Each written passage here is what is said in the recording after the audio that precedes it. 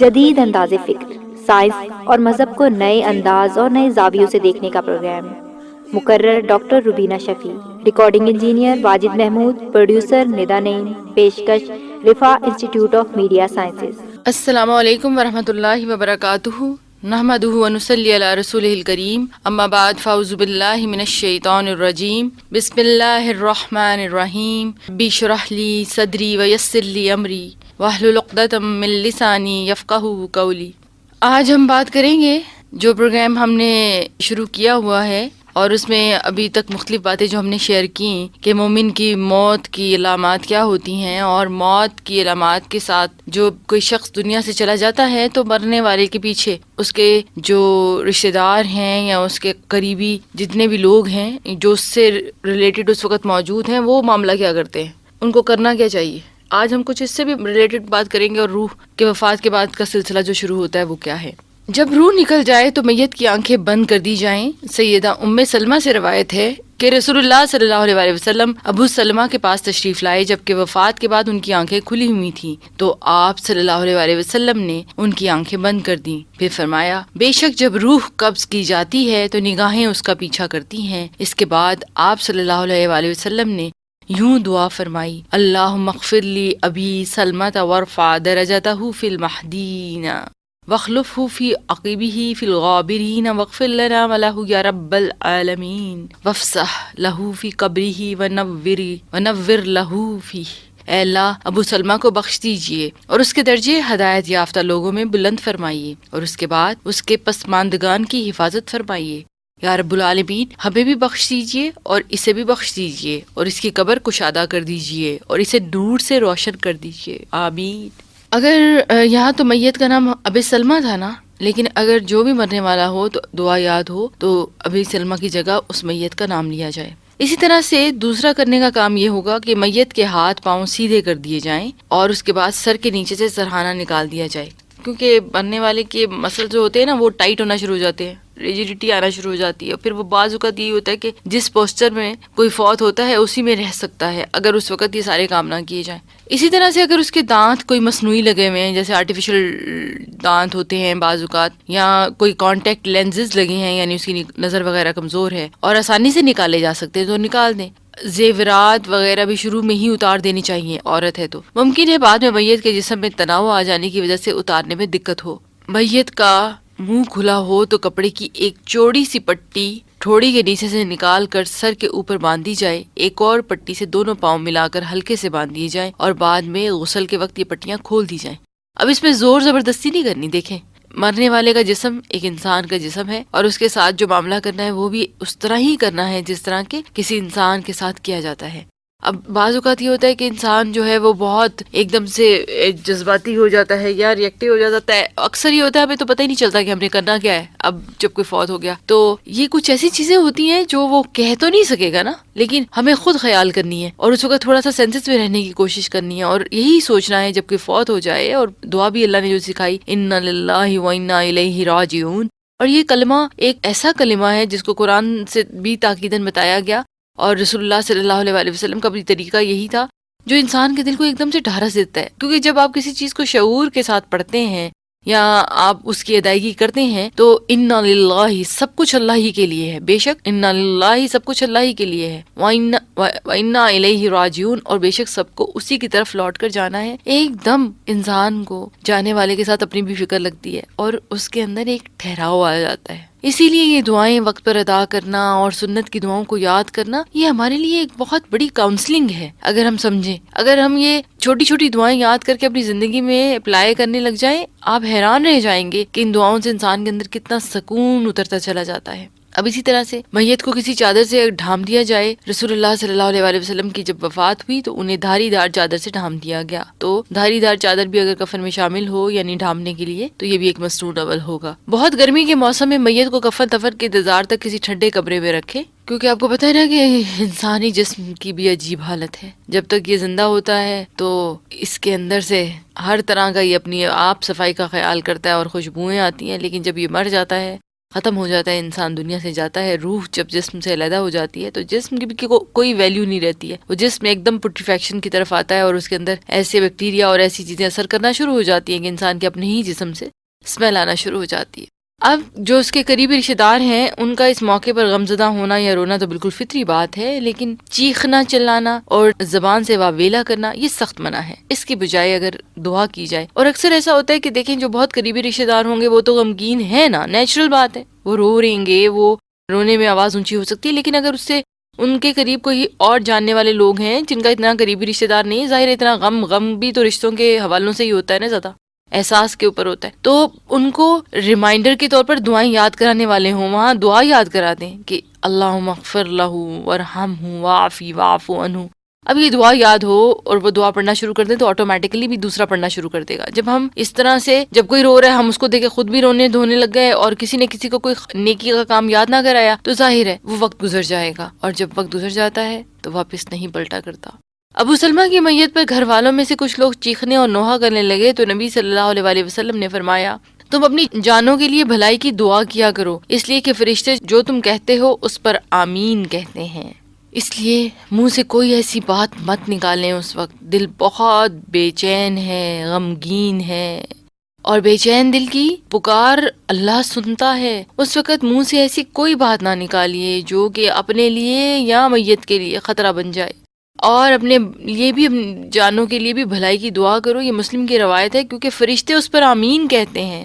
ہمیں اس چیز کا ذرا بھی شعور نہیں ہوتا، اس لیے کوئی شکوہ نہیں کرنا۔ کبھی ایسا کوئی وقت آ جائے، کیونکہ زندگی کے ساتھ موت ہے، کل نفس ذائقۃ الموت، یہ ہم سب جانتے ہیں، لیکن جب موت آ جائے، کیونکہ موت کا وقت بھی مقرر ہے، اس کو بھی کوئی بدل نہیں سکتا، جہاں آنی ہے وہیں آئے گی، اور لینے والے جب لینے آئیں گے تو جانا ہی ہوگا۔ تو اس چیز کو سمجھتے ہوئے اور اس سچویشن پر اگر دعاؤں کو ساتھ پڑھنا شروع کر دیا جائے تو اللہ تعالیٰ انشاءاللہ بھلائی کی دعا کرنے کی بھی توفیق عطا فرمائیں گے۔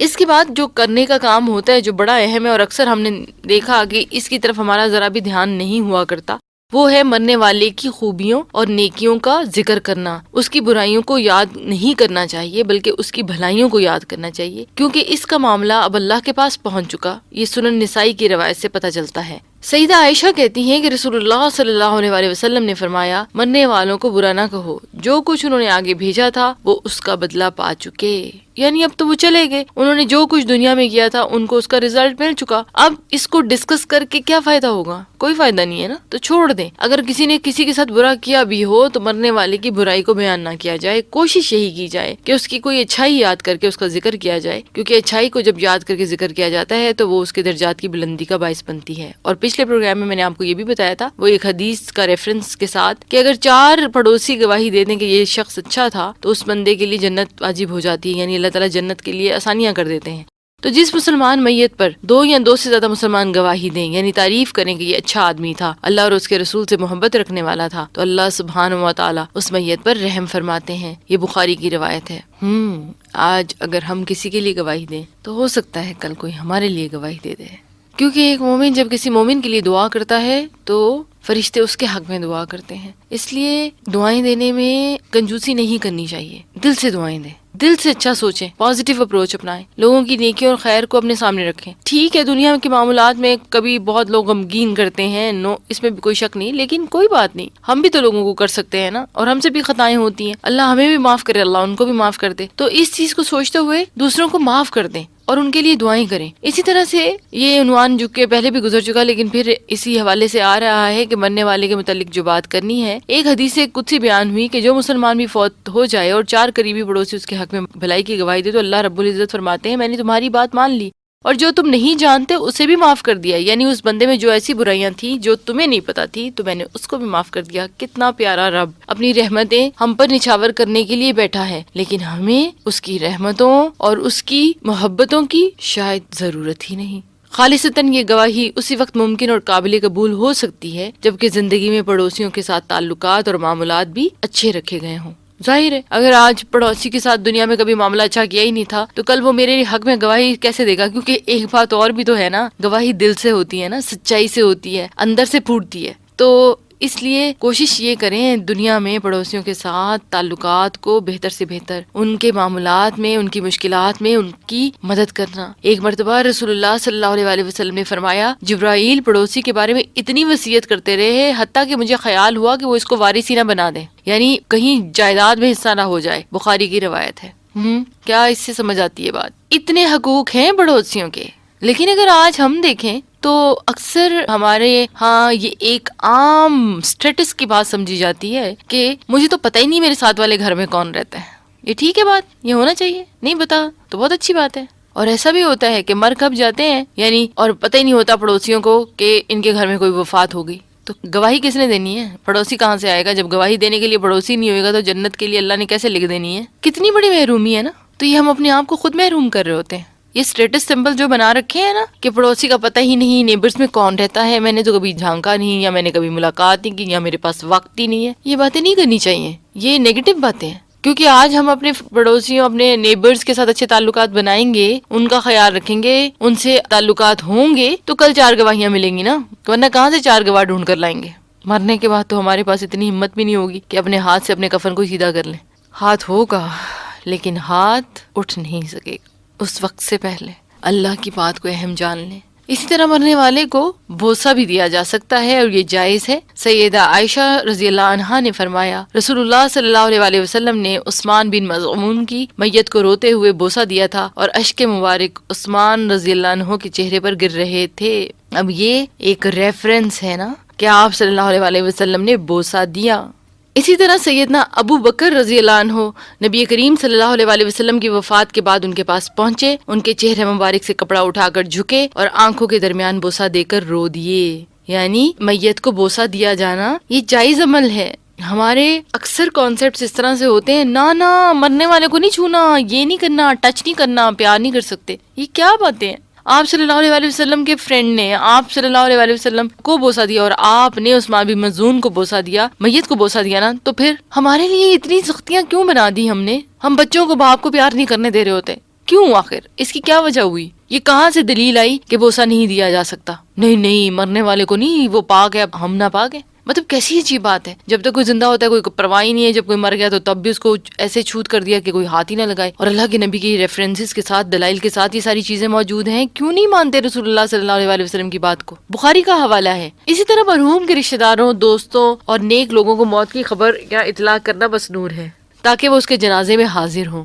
نیک لوگوں کو، یعنی ایک طرف رشتہ دار ہے، دوست ہے، اور پھر نیک لوگ بھی ہوں، تاکہ جیسا کہ ہم نے پہلے بھی ذکر کیا، اس اطلاع کو اعلان کی شکل دینا اور اہم مقامات پر اس کی تشہیر کرنا یہ منع ہے، اس کو نئی میں شمار کیا جاتا ہے۔ زمانے جاہلیت میں کسی کی وفات پر کچھ ایسے لوگ مقرر کر لیے جاتے تھے جو آبادیوں میں جا کر ڈھول پیٹنے کے ساتھ ساتھ نوحہ اور بیان کر کے وفات کا اعلان کرتے۔ جتنے بڑے سردار کی موت ہوتی اتنے زیادہ اہتمام کے ساتھ دور دراز تک یہ اعلان کیا جاتا۔ اس عمل کو نہیں کہا جاتا۔ صحابہ رسول صلی اللہ علیہ وسلم حذیفہ بن یمان اس بارے میں اتنے محتاط تھے کہ جب بھی ان کا کوئی عزیز وفات پا جاتا تو کہتے کہ کسی کو اطلاع نہ کرنا، مجھے خدشہ ہے کہ یہ نئی میں شمار نہ ہو جائے، کیونکہ میں نے نبی صلی اللہ علیہ وسلم کو نئی سے منع فرماتے ہوئے سنا ہے، یعنی اعلان نہیں کرنے ہوتے۔ اس عمل سے منع کیا گیا۔ اور بتانے کے لیے بہترین طریقہ کہ کسی بھی جاہلانہ رسم کے بغیر کسی مسلمان کو کسی دوسرے مسلمان کی وفات کی خبر یا اطلاع دی جائے تو ایسا کرنے والا ساتھ یہ درخواست کرے کہ مرنے والے کے حق میں مغفرت کی دعا کرے، جیسا کہ رسول اللہ صلی اللہ علیہ وسلم نے نجاشی کی وفات کی اطلاع کے بعد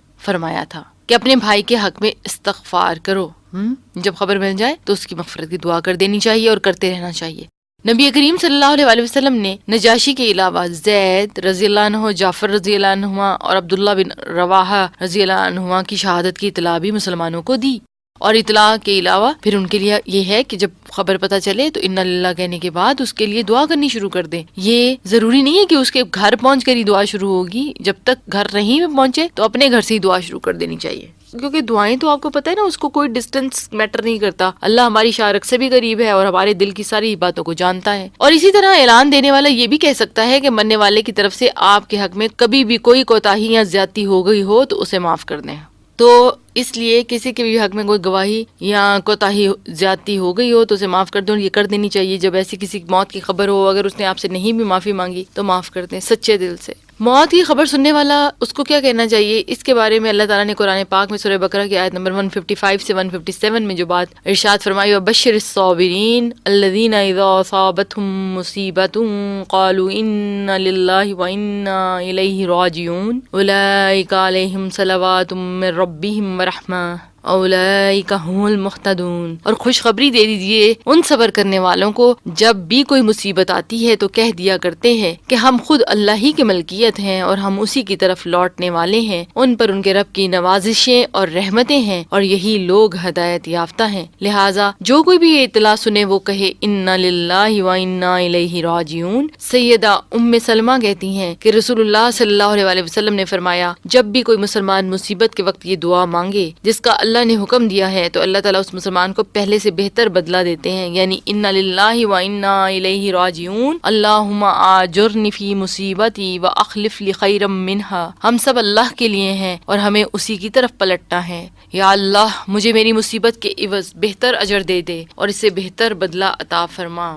یہ دعا اتنی زبردست ہے کہ آپ یقین مانیں کہ جب بھی کوئی پریشانی آئے اور کوئی غم ہو اس وقت یہ دعا اللہ سے مانگ لیں اور انشاءاللہ بہت ہی جلد اللہ تعالیٰ اس کا بہتر متبادل دے گا، اور بندہ خود حیران ہو جاتا ہے کہ یا رب یہ تو میں نے سوچا بھی نہیں تھا کہ اس کا اتنا اچھا مجھے بدلہ ملے گا۔ سیدنا ابن مسعود سے مروی ہے کہ میں رسول اللہ صلی اللہ علیہ وسلم کی خدمت میں حاضر ہوا اور بتایا، یا رسول اللہ، اللہ پاک نے دشمن ابو جہل کو قتل فرما دیا۔ آپ نے فرمایا، الحمدللہ الذی نصر عبدہ عز دینہ، تعریف اس اللہ کی جس نے اپنے بندے کی مدد کی اور اپنے دین کو غالب کیا، کیونکہ یہ بندہ تو پریکٹیکلی دین کو نقصان پہنچاتا تھا نا۔ تو اس کی موت پر آپ صلی اللہ علیہ وسلم نے یہ کلمات ادا کیے کہ الحمدللہ الذی نصر عبدہ وعز دینہ۔ کسی مخالف اور تکلیف دہ شخص کی وفات پر سیدنا انس بن مالک سے مروی ہے کہ ایک شخص نبی کریم صلی اللہ علیہ وسلم کی خدمت میں حاضر ہوا اور عرض کیا کہ فلاں پڑوسی ہمیں تکلیف دیتا ہے، تو آپ نے فرمایا اس کی تکلیف پر صبر کرو اور اپنی تکلیف سے اسے محفوظ رکھو۔ کتنا خوبصورت دین کہ اگر وہ تمہیں تکلیف دیتا ہے تو اگنور، صبر، اور جب تم تکلیف دینا چاہو تو نہ دو، رک جاؤ۔ ابھی کچھ ہی دیر گزری تھی کہ وہ آپ کے پاس آیا اور بتایا کہ وہ پڑوسی مر گیا۔ آپ نے فرمایا، کفا بالدہر وائزا والموت تفرقا، زمانے کے واقعات عبرت کے لیے کافی ہیں اور موت جدا کرنے والی ہے۔ دیکھیں یہ ہیں گواہیاں، چلے تو جانا ہی ہے، لیکن جانے سے پہلے جو کام ہم کرتے ہیں وہ ہمارے لیے گواہی بن جاتی ہے۔ ادھر وہ شکوہ کرتا ہے کہ میرا پڑوسی مجھے تنگ کرتا ہے، اور آپ صلی اللہ علیہ وسلم اپنا کنٹریبیوشن ڈالتے ہیں کہ کوئی بات نہیں، وہ تجھے تنگ کرتا ہے تو صبر کر اور اس کو تنگ نہ کرنا۔ یہ کہنے کی دیر ہے اور ادھر سے خبر آتی ہے کہ پڑوسی فوت ہو گیا، تو چلے تو جانا ہی ہے، کیوں نہ اپنی زندگی میں اچھی گواہیاں اکٹھی کر دیں۔ اور اسی طرح سے یہ دیکھیے کہ انسان جو سورہ زمر میں اللہ تعالیٰ فرماتے ہیں، یا حسرت علی ما فرطت فی جنب اللہ، افسوس میری کوتاہی پر جو میں اللہ کے حق میں کرتا رہا۔ رسول اللہ صلی اللہ علیہ وسلم نے فرمایا، جو آدمی یہ پسند کرتا ہے کہ اس کو آگ سے دور کر کے جنت میں داخل کیا جائے تو وہ اپنی موت کی ایسے حال میں تیاری رکھے کہ وہ اللہ اور روز آخرت پر ایمان رکھتا ہو، نیز وہ لوگوں کے ساتھ اس طرح کا برتاؤ کیا کرے جس برتاؤ کی خود اپنے لیے ان سے توقع رکھتا ہو۔ یہ مسلم النسائی کی روایت ہے، اور یہ روایت اتنی اہم ہے، اس بات کو آپ لکھ لیجئے کہ جس وقت انسان کے ایمان کا درجہ یہ ہو جاتا ہے کہ وہ دوسرے مسلمان کے لیے بھی وہی پسند کرتا ہے جو وہ اپنے لیے کرتا ہے، تو زندگی میں ہر پرابلم، ہر ایشو ریزالو ہو جائے گا، کوئی مسئلہ نہیں رہے گا۔ آج مسئلے کیوں ہیں؟ اس کی سب سے بڑی بنیادی وجہ یہ ہے کہ ہمارے ڈبل سٹینڈرڈز ہیں، جو ہم اپنے لیے چاہتے ہیں وہ ہم دوسرے کے لیے نہیں چاہتے ہیں۔ کہنا آسان ہے، دیکھیں اس پر عمل کرنا بہت مشکل ہے۔ ذرا کمپیئر کریے اس بات کو،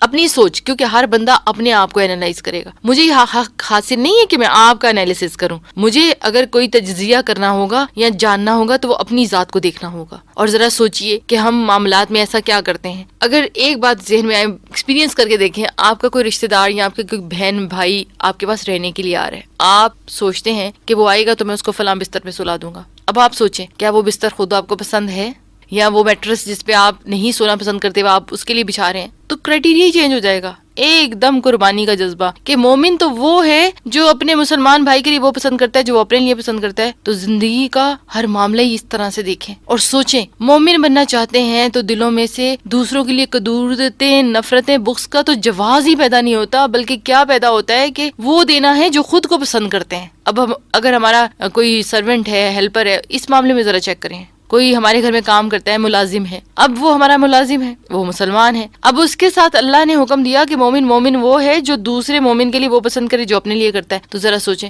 ہم اس کو کھانے کے لیے کیا دیں گے، ہم اس کو پہننے کے لیے کیا دیں گے، ہم اس کو استعمال کرنے کے لیے کیا دیں گے، اور ہم اس کے ساتھ رویہ کیسا رکھیں گے. کبھی ہمارے منہ سے کوئی ایسی غلط بات نکلے گی جو ہم اپنے لیے پسند نہ کریں. اب اگر مجھ سے غلطی ہو جائے تو میرا دل کیا کرتا ہے کہ مجھے لوگ معاف کر دیں. یہی دل کرتا ہے نا. گھر میں کوئی معاملہ ہو جائے تو یہ دل میں آ رہا ہوتا ہے کہ کہیں پہ کوئی کچ کچ نہ مچے اور غلطی ہو گئی تو اس کو معاف کر دیا جائے. کوئی فلاں مطلب چھوڑ دیں، اگنور کر دیں. برتن ٹوٹ گیا، اب امی نے ڈانٹا نہیں ہے فار ایگزامپل، یہی دل چاہ رہا تھا نا ڈانٹے نہ چلیں، کہہ دیں کوئی بات نہیں بیٹا آئندہ دھیان رکھ.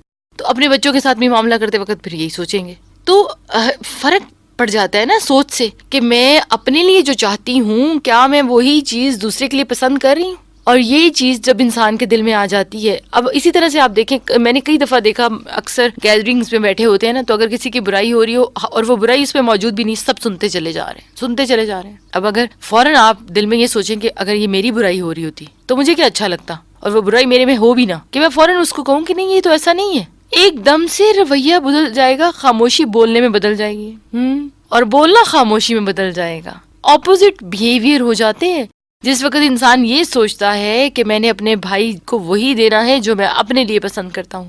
اور اس میں وہ ڈاکٹر غلام مرتضیٰ ملک، اللہ ان کی مغفرت فرمائے، ان کے درجات کو بلند فرمائے. ایک دفعہ میں ان کا پروگرام سن رہی تھی تو انہوں نے کہا کہ میں فلسفے کا اسٹوڈنٹ تھا، بہت اللہ والے تھے نا، سب جانتے، اکثر لوگ تو جانتے ہوں گے، اور کہنے لگے کہ میں فلسفے کا اسٹوڈنٹ تھا لیکن ایک حدیث نے میری زندگی بدل کے رکھ دی، جو وہ میری نظر سے گزری، کہ مومن وہ ہوتا ہے جو اپنے مسلمان بھائی کے لیے وہ پسند کرے جو وہ اپنے لیے کرتا ہے، خود کے لیے رکھتا ہے، اپنے لیے توقع کرتا ہے. اور کہتے میری زندگی بدل کر مذہب پر آ گئی.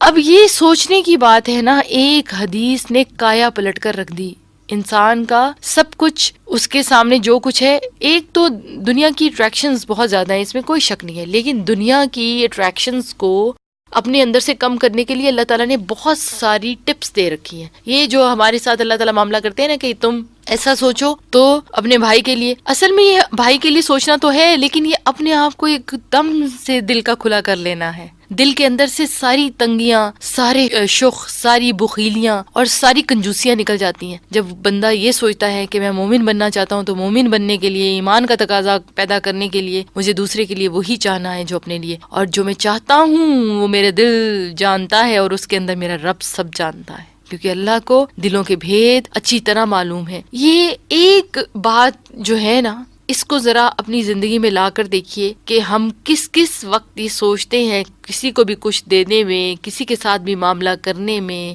کسی کو بھی دھوکہ دیتے وقت، کہ میں یہ پسند کرتا ہوں کہ کوئی مجھے دھوکہ دے، کیا میں یہ پسند کرتا ہوں کہ کوئی مجھ سے جھوٹ بولے، کیا میں یہ پسند کرتا ہوں کہ کوئی میری غیبت کرے، کیا یہ میں پسند کرتا ہوں کہ کوئی مجھے معیار سے گری ہوئی چیز دے، کیا میں یہ پسند کرتا ہوں کہ کوئی میرے ساتھ ناپ تول میں کمی کرے، کیا میں یہ پسند کرتا ہوں کہ کوئی میرے ساتھ میرے حق میں کمی کرے. تو ذرا یہ کچھ کاموں کی لسٹ بنا کر رکھیں سامنے، اگر رکھ نہیں سکتے لکھ کر سامنے لگا لیں، اور پھر یہ بات سوچتے رہیے کہ جب یہ مجھے پسند نہیں ہے اپنے لیے، تو مومن تو وہ ہوتا ہے جو مومن کے لیے وہی پسند کرتا ہے جو خود کے لیے. ساری کی ساری زندگی بدل جائے گی. آج ہم بدلنے کے لیے تیار کیوں نہیں ہیں؟ کیونکہ ہمیں پتہ ہے کہ ہماری جو کمزوریاں ہیں ان کو ہم نے اپنا خدا بنا رکھا ہے، اور ہم نہیں چاہتے کہ ہم اپنی خواہشات سے ہٹ کر جئیں. لیکن خواہشات کے پیچھے لگنے والا بندہ نہ دنیا میں کامیاب ہو سکتا ہے اور نہ ہی آخرت میں. خواہشات کے پیچھے لگنے والا بندہ نہ دنیا میں کامیاب ہو سکتا ہے اور نہ ہی آخرت میں. اس لیے اللہ سے دعا کیجئے کہ جو بات بھی آج ہم کرتے ہیں اللہ اس پر ہمیں خیر اور بھلائی کے ساتھ عمل کرنے والا بنائے، عمل کے ساتھ ساتھ ہماری نیت کو خالص کرے، اور اللہ کے ہاں ہمیں قرب نصیب ہو دنیا میں بھی اور آخرت میں بھی. اللہ ہم سب کو اپنے ان بندوں میں شامل کر لے جن کو اللہ پسند کرتا ہے. آمین ثم آمین. اب مجھے اجازت دیجیے. سبحانک اللہم و بحمدک، نشہد ان لا الہ الا انت، نستغفرک و نتوب الیک. السلام علیکم ورحمۃ اللہ وبرکاتہ. ابھی آپ سن رہے تھے پروگرام جدید انداز فکر. مقرر doctor Rubina Shafi, assistant professor anatomy, Riphah international Islamic medical college. Recording engineer Wajid Mahmood, producer Nida Naeem. پیشکش Riphah institute of media sciences.